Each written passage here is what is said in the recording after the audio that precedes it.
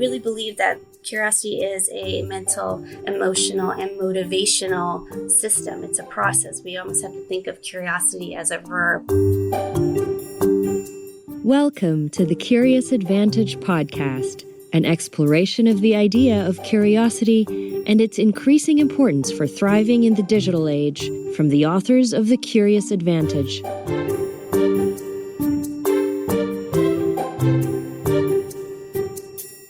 Hello, and welcome to this episode of the Curious Advantage podcast.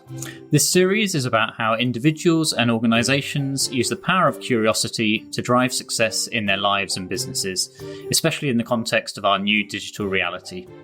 It brings to life the latest understanding from neuroscience, anthropology, history, business and behaviourism about curiosity, and makes these useful for everyone. My name is Simon Brown. I'm one of the co-authors of the book The Curious Advantage, and today I'm here with my co-authors Paul Ashcroft. Hello. And Garrick Jones. Hi there. And we're delighted to be joined by Alison Horstmeyer.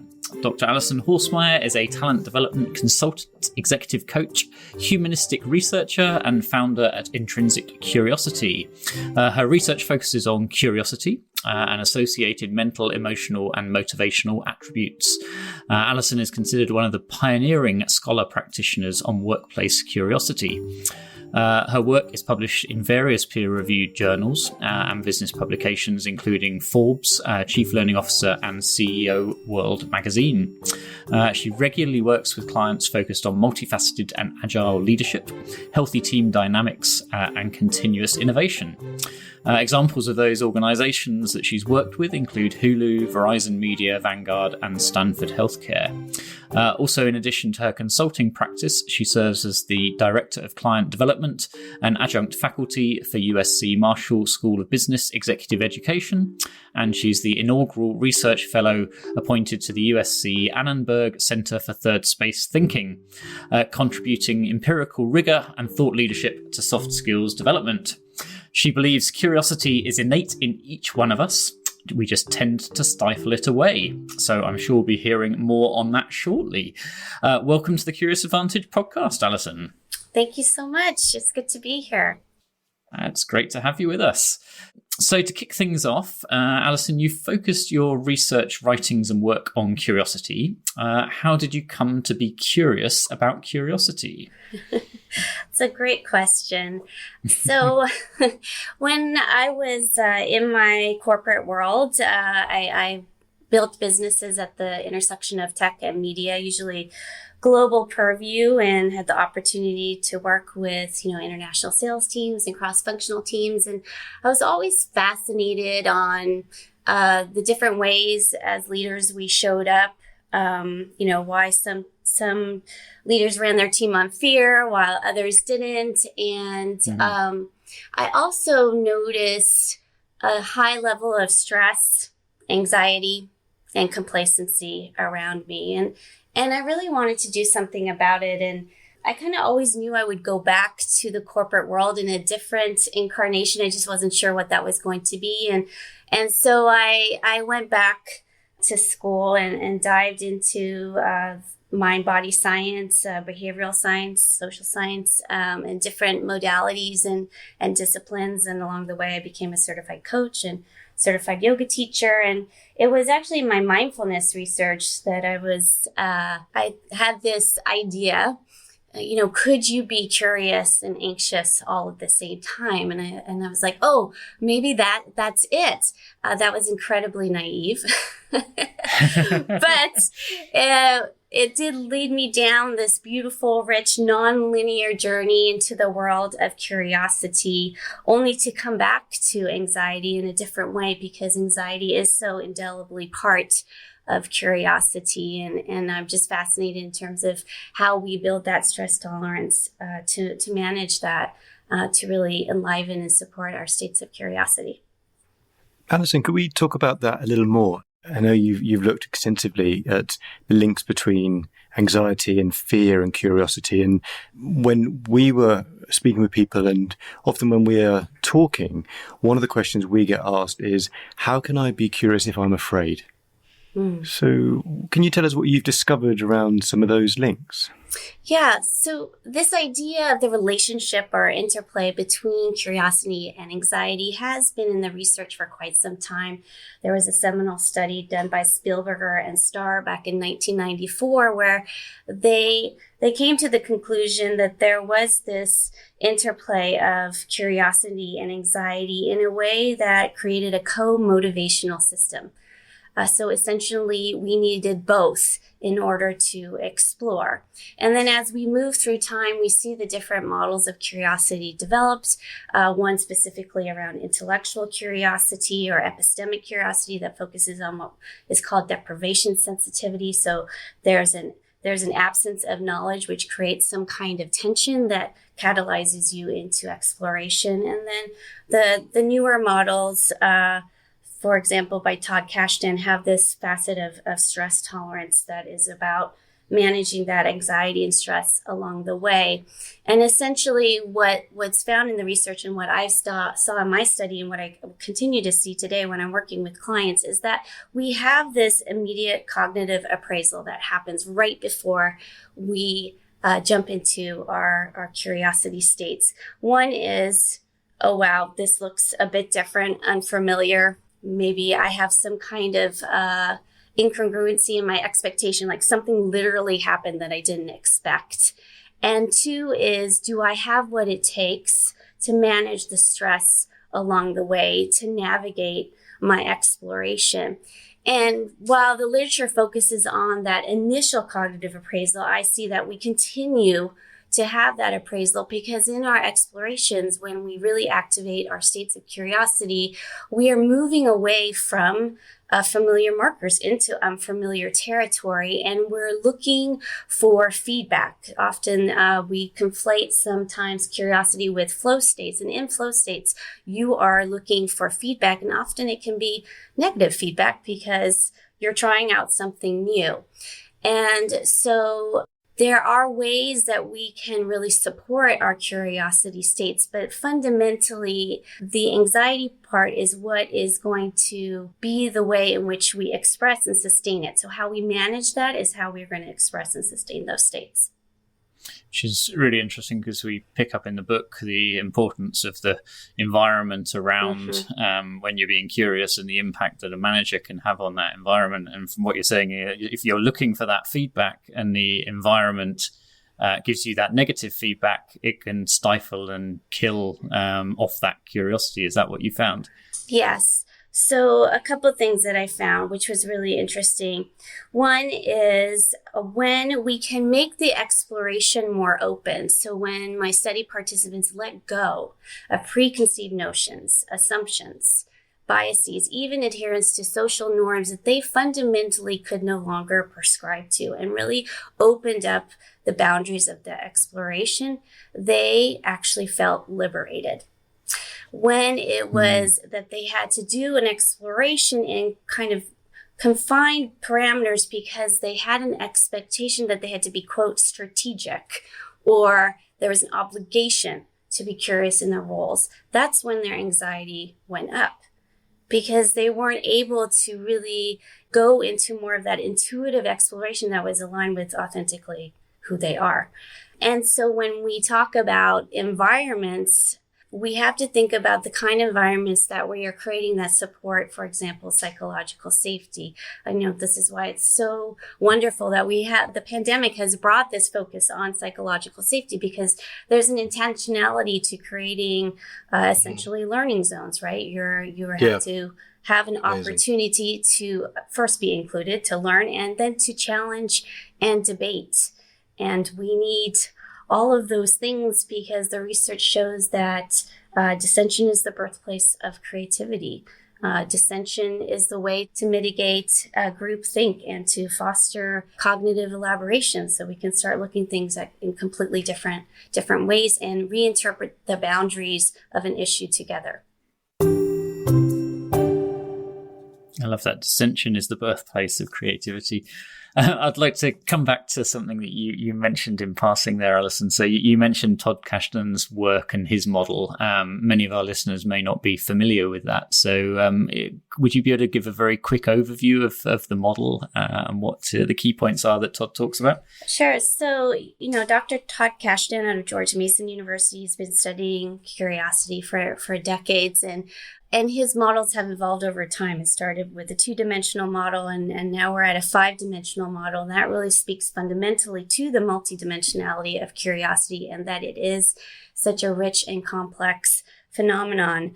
And essentially what the model is saying is that we need to start thinking about curiosity no longer as just this intellectual endeavor. So I really appreciate the research that's been done on epistemic curiosity, but I really believe that curiosity is a mental, emotional, and motivational system. It's a process. We almost have to think of curiosity as a verb, and that's what his model highlights. And essentially, if we distill the model down fundamentally, I've kind of condensed it into 4 facets, which is not knowing. So fundamentally, you have something you don't know. Exploration, which can be joyous or not. Not all exploration is joyful, especially when it's connected to personal growth. And and the third is a level of openness. So whether that's open-mindedness or open to other people's ideas, there is a little bit of conflation in the research between openness experience. There is some level of openness, and then this 4th dimension of stress tolerance, of really being able to manage that anxiety and doubt along the way. It's a great model. You also referred to biases, just to take you back to that. And as you know, in our 7 C's, or Sailing the 7 C's of Curiosity model, we talk about the importance of criticality and being aware of our biases. What did you discover about our biases limiting our curiosity in your research? Yeah, so what emerged was a bias like confirmation bias is really a form of self-protective curiosity.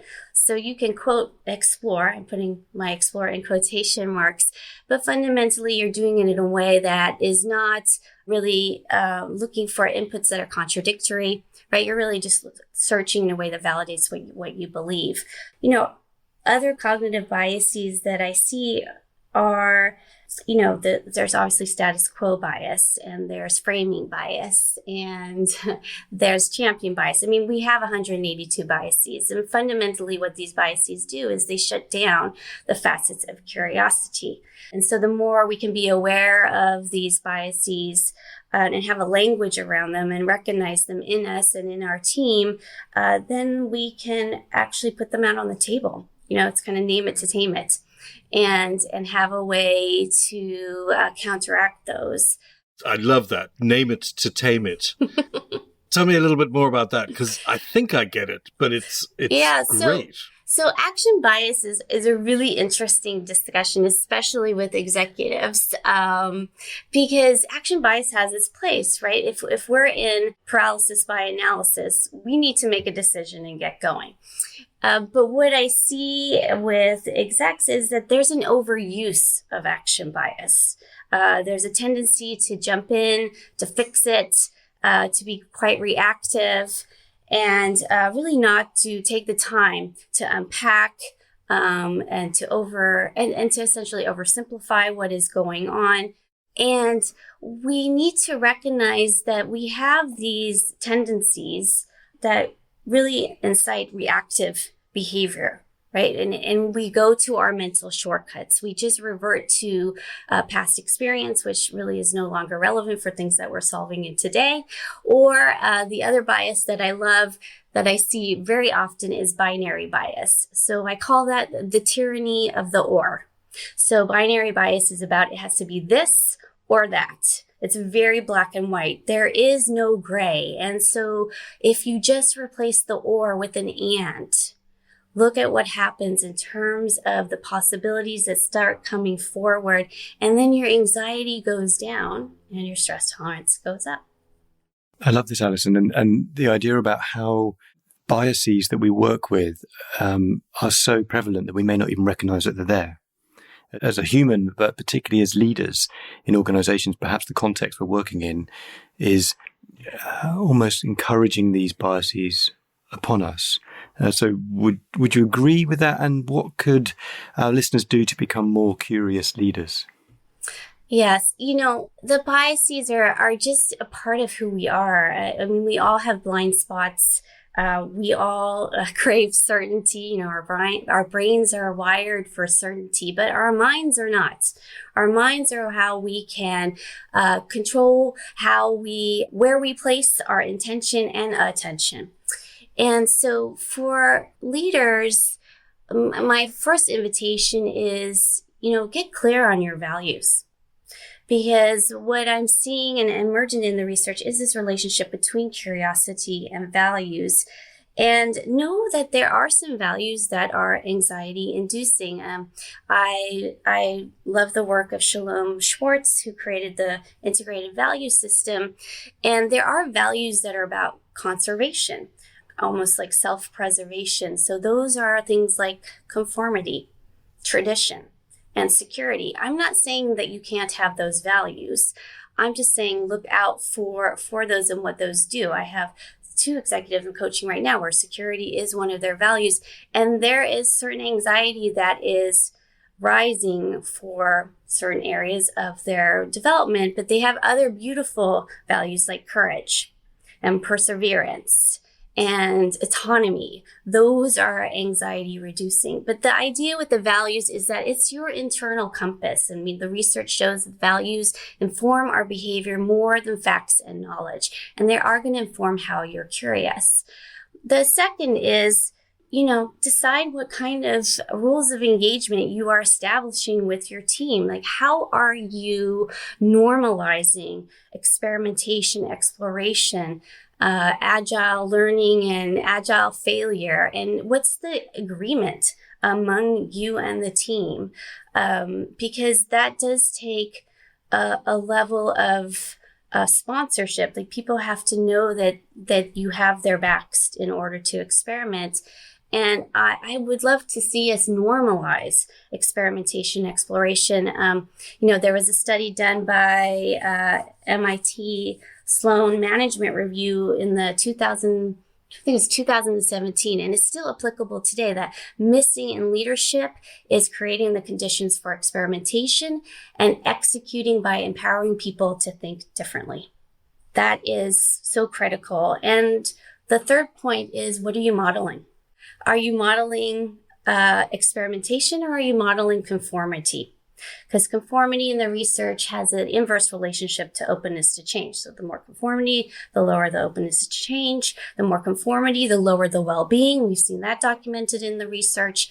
And so are you modeling, error management, or are you modeling error avoidance? Because if you're in error avoidance, you're holding on to the status quo.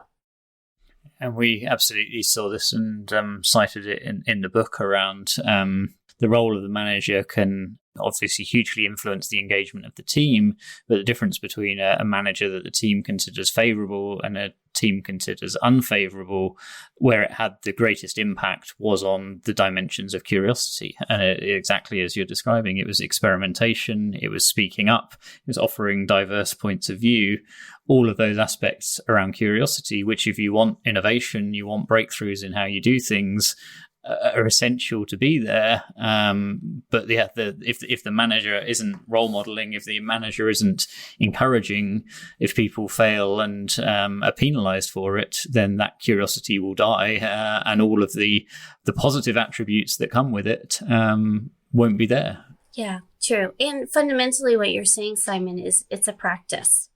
And part of the practice is coming back to the practice. This isn't a quick hack.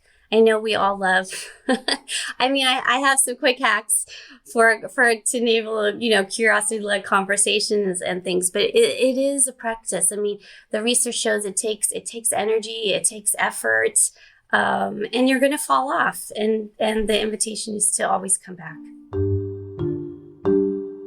You're listening to the Curious Advantage podcast, inspired by the book The Curious Advantage, written by Paul Ashcroft, Simon Brown, and Garrick Jones. Subscribe to the podcast today. So you can't say you've got some quick hacks and not tell us more. So you'll have to share some of your quick hacks that our listeners can take to heart. Yes, please.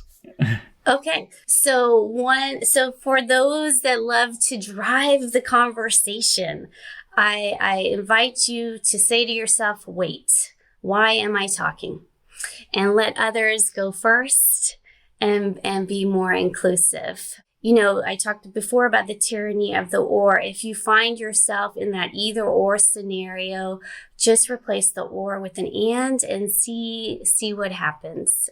Open-ended questions start with a what or a how. So we can weaponize questions. So if I said, Garrick, why'd you do it that way?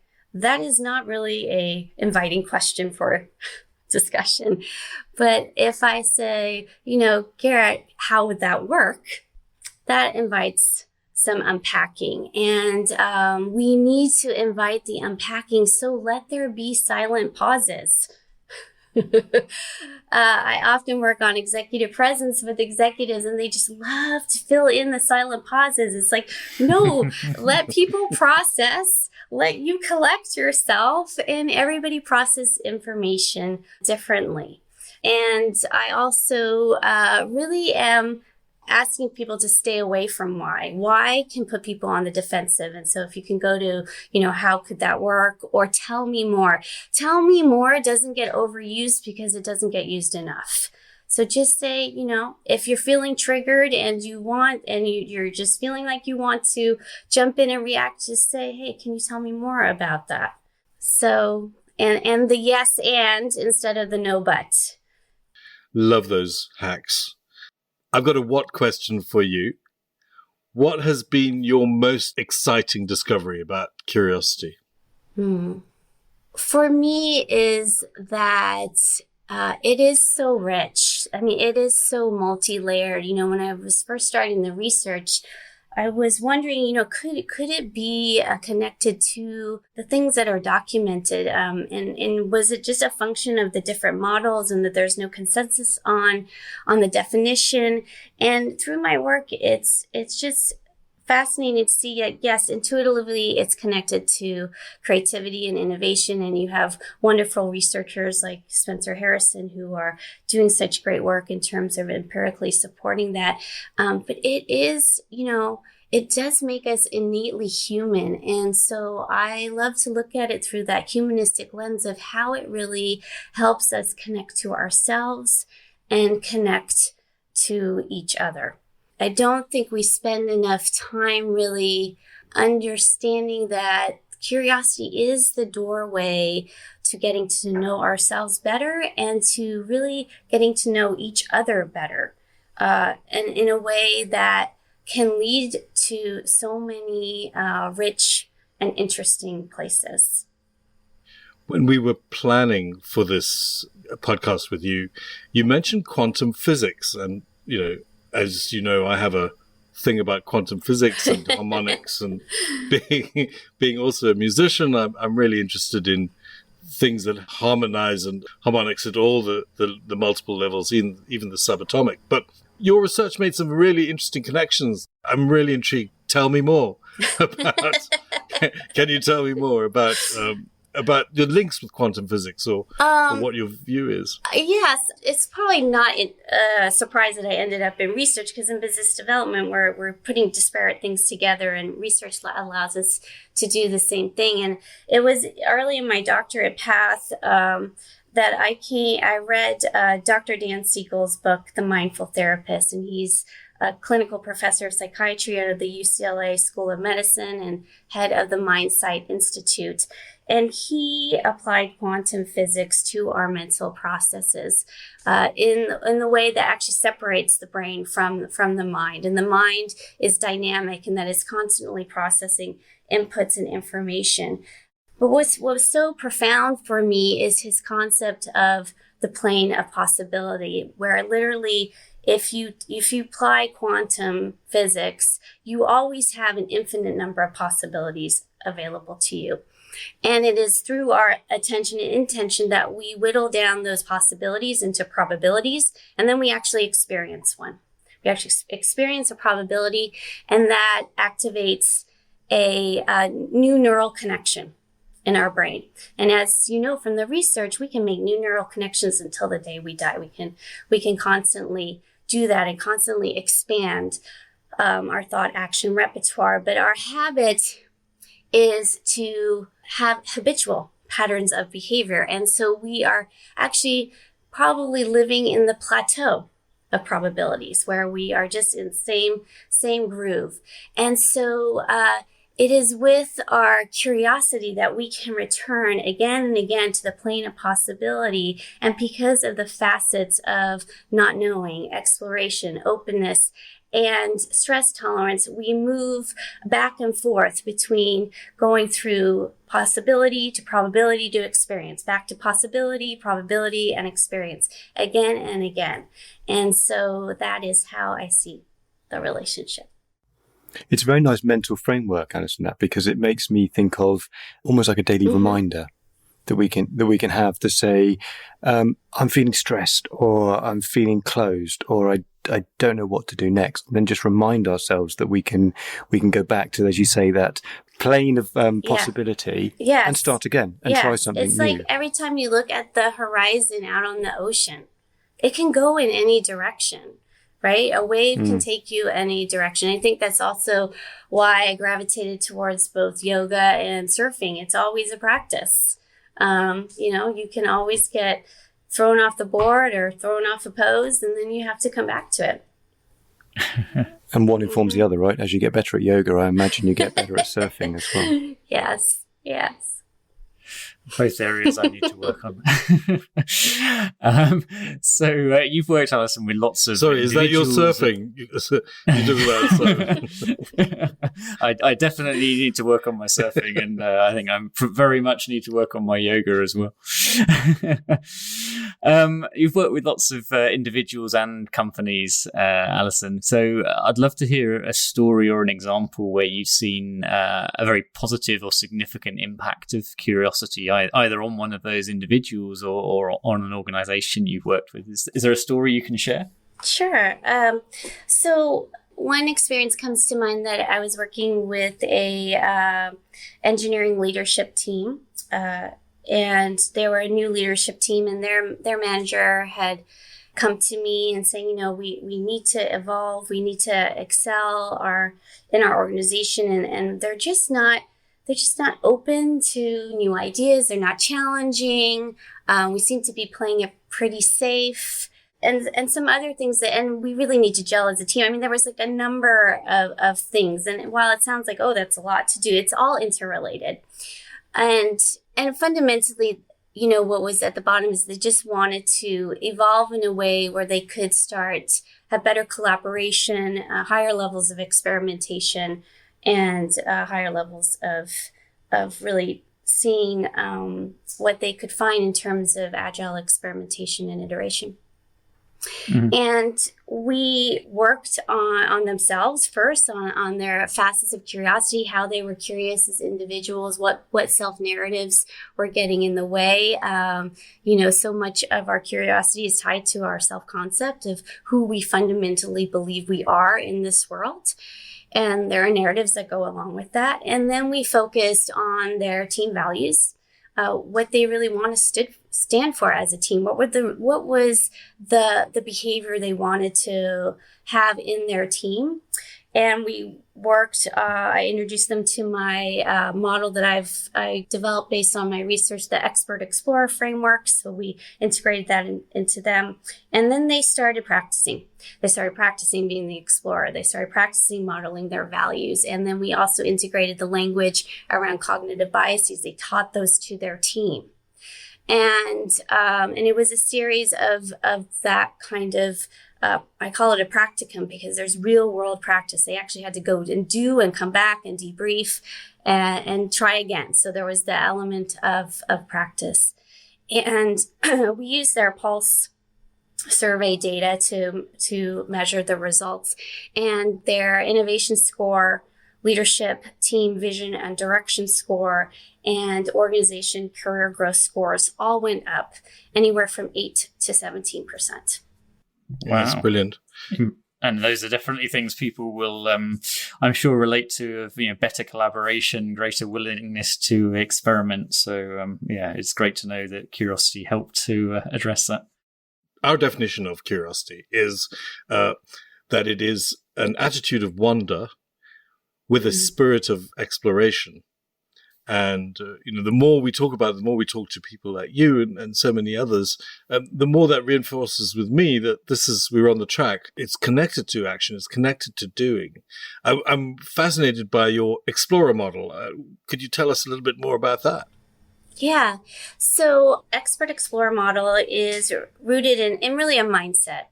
And I'm not saying that you can't have expertise in your domain. I mean, we want people to have a level of competency in their role and experience and all those things that they can bring to the table for their roles. I mean, people are incredibly talented, and we want to make use of those. What I'm saying is that when we show up as the expert, this is when, and we all do it, this is when we're leaning in to prove we're right. It's my agenda. It's extremely defensive. It's about me. It's very informed by assumptions and our biases. There is no reflection going on. And we're staying relatively within familiar parameters or familiar territory. The explorer, on the other hand, is really the growth mindset in action. It's leaning in to help get it right. It's listening with the intention that what I hear changes what I do, just the intention. So I'm not listening to fix or to win. It's seeking the unknown. It's asking open-ended questions, and it's being receptive to the inputs, no matter what they are. So it's great to be inquisitive, but if you're not open, that's not going to do us any good. And the explorer, is challenging the status quo, and there is a great deal of reflection. Not just in terms of the team, what's going well, what's not going well, but with yourself. How am I showing up? Oh, I didn't show up so great today. Well, why is that? And so there are those constant cycles of, assessment, action, accountability going on with the explorer. Alison, speaking of definitions, and I love that one of the explorer, we have our definition of curiosity. And we're curious, how would you define curiosity? So my definition is not pithy, like yours is very rich and concise. And that's because, it's probably my bias. I want to make sure I get everything in there. So my definition is the self-directed seeking, exploration, and immersion into the unfamiliar, new, ambiguous, and complex. Yeah, very nice. I like that very much. And it has, to be honest, it echoes and aligns with some of the thinking that we have there about curiosity, both being this state of wondering, but also being in the real world, experimenting and exploring. So I see some overlaps there. Yeah. And because also, Paul, those kind of situations have the highest potential to give us new information and new experiences. And that's what we need. What are you personally most curious about at the moment? At the moment, I am curious about how do we really transcend our self-narratives to live authentically. And because I think we each have different perspectives of what that means, and how do we have the tools and the engagement in our world so we have curiosity about us, others, and the world in the way that we can evolve and show up how we really conceive or know that we can. I'm just always fascinated how people's journeys evolve, and how does somebody, become on a world stage and somebody else doesn't. It's just really remarkable to me about our self-narratives are so powerful. And I love that. And I want us to transcend them. I want to transcend my own. I have them all the time too. I mean, we're just because I do the work and I coach doesn't mean I'm not having them, Well, we're all work in progress, right? But Yes. I love this idea of Speak for yourself. Well, I very much am. No. I feel I'm in chapter one. I love this idea of having a transcending narrative, and particularly at the moment in the world where we're are we yet coming out of this pandemic? What are the new narratives that are going to shape, what the next decade or so is going to hold for us? Yeah, absolutely. I mean, we have such an opportunity to change our narratives for the better, to be a more inclusive world. I was on another podcast and somebody asked me my feelings about social media. It's wonderful in one respect, you get to have that wonder and see other things going on. And then the flip side of that is it can be terribly polarizing. And how do we transcend that polarization, really in the service of the higher good? I think we have quite a bit of work to do, but certainly we have the tools within us, and one of them is our meta skill of curiosity. Are there any questions you may have for us? Yes. So what's next in terms of the curiosity work that you are doing? Simon. What a great question. Lots to come. So there will be a second edition. So we will update that at some point over the next few months with some of the great content from podcasts such as this. So that's to come. We've also been doing a lot of work with Ashridge Holt Business School around a curiosity diagnostic as well. So how do we measure curiosity in organizations, recognizing, as you referenced earlier, there's a number already of personal curiosity diagnostics out there. We've had Dr. Diane Hamilton on the show who has one that measures the barriers to curiosity as an example. But we couldn't find anything that really covered how you measure curiosity within an organization. And so, the last 6 to 12 months, we've been working together with Ashridge to develop that. We're just moving into a beta stage at the moment, and that will be something that will be coming a little later in the year as well. And hopefully that will give organizations a better view on how curious they are, and across our 7 C's model of the different dimensions that could then be worked on in order to further develop curiosity. So that's a very exciting next step as well.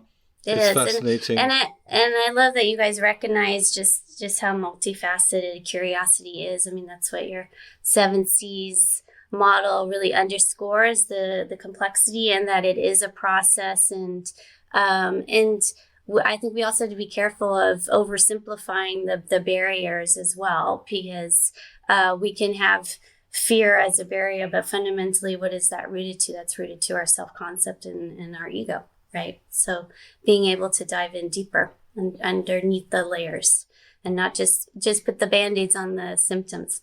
That's right.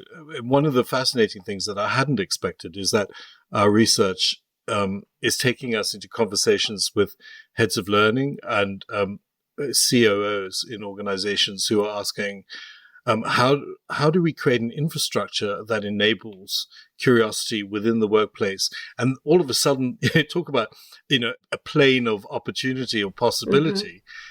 We're having conversations which are taking us into the future of learning, the future specifically of adaptive learning, that takes us into questions of learning in the flow of work, or work is learning and learning is work, and how can we enable a future infrastructure in which information is flowed into our work in a way that is non-invasive, but that is complementary to our work, that sort of sits in the periphery and enables our curiosity to keep on moving us forward. And then that, in order to get there, which is, a fairly significant number of steps into the future, you have to have conversations about feedback mechanisms, about the data that is being harvested and being fed back, about people's context. And then you have conversations about what are the IT platforms and infrastructure requirements that are going to allow us to head in that direction so that we can create rather than a kind of rote learning system, but an adaptive learning system that is, tuned to the contextual reality of an individual in time. So lots of amazing directions we're going in. Yeah, it's fantastic. And technology can be such a wonderful enabler. Certainly with workplace automation, we know that the skills are rapidly changing, but fundamentally we're automating things that we don't want to do. And then that's going to mean that we have to be even more sophisticated in our social, mental, and emotional agility, and in our thinking and in our collaboration. The human side of work doesn't go away. It actually becomes more emphasized. Absolutely. So we're nearing the end of our time together, Alison. We've covered some fantastic topics. So learning how being more curious can make our exploration more open, how people feel more liberated when they're curious, and if we confine people's curiosity, then it can create anxiety. I loved your quote around dissension is the birthplace of creativity.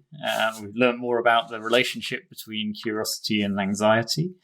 You took us through the Kashdan model, so understanding the dimensions of curiosity around not knowing, around exploration that can be joyous or not, openness, open-mindedness, and open to new experiences, and stress tolerance.